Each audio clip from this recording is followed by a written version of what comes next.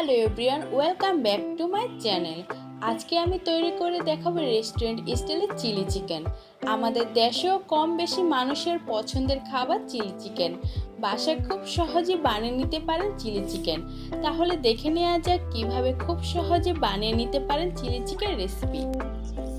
Chilli চিকেনের জন্য এখানে আমি হাড়সহ চিকেন নিয়ে নিয়েছি। আর ম্যারিনেটের জন্য দিচ্ছি 1 টেবিল চামচ আদা বাটা, আর দিয়ে দিচ্ছি রসুন বাটা 1 টেবিল চামচ, মরিচের গুঁড়া দিচ্ছি 1 টেবিল চামচ, আর দিয়ে দিচ্ছি 1 চা চামচ গোলমরিচ গুঁড়া, দিলাম স্বাদ মতো লবণ, আর একটি ডিম ভেঙে দিচ্ছি।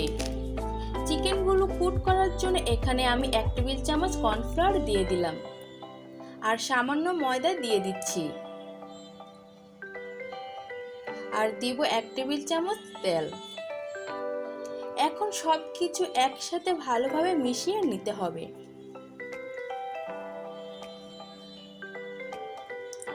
মিশিয়ে নেওয়ার পর এখন এটাকে 20 মিনিটের জন্য রেস্টে রেখে দিব। এরপর সব সসগুলো আগে থেকে মিশিয়ে রাখবো। প্রথমে নিয়ে নিচ্ছি টমেটো সস 4 টেবিল চামচ পরিমাণ। এখানে কিন্তু টমেটো সসটা একটু বেশি লাগবে। আর নিয়ে নিচ্ছি ওয়েস্টার সস 2 টেবিল চামচ। সয়া সস নিয়ে নিলাম 1 টেবিল চামচ পরিমাণ। সব সসগুলো ভালোভাবে মিশিয়ে নিতে হবে।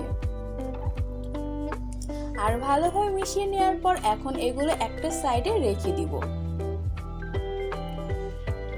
চিলি চিকেনের জন্য চিকেনগুলো ফ্রাই করার জন্য প্যানে নিয়ে নিয়েছি পরিমাণ মতো রান্নার তেল। আর তেলটা সামান্য গরম করে নেওয়ার পর এখন এতে দিয়ে দিচ্ছি একে একে ম্যারিনেট করা চিকেনগুলো।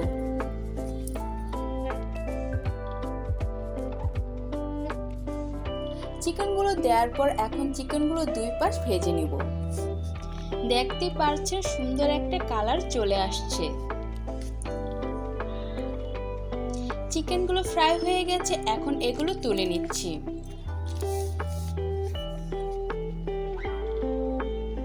তারপর যে চিকেন ভাজার তেলটা ছিল সেটা একটু কম করে নিয়ে সেই একই তেলে দিয়ে দিচ্ছি রসুন কুচি 1 চা চামচ। রসুনটা হালকা করে ভেজে নেব।